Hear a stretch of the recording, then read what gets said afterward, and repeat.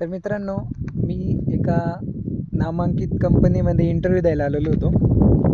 तर ह्या रोडनी मी चाललो आहे. हा रोड मला अनोळखी आहे. मी मॅपद्वारेच चाललो आहे. तर मला काही असं इथे खाण दिसली पाण्याची.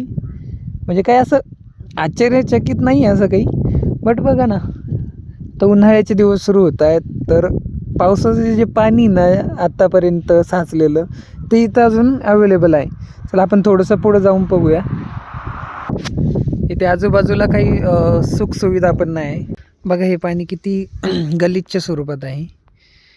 आता तरी पण इथे सुखसुविधा नसल्यामुळे लोक इथे ह्याच पाण्याचा यूज करतात.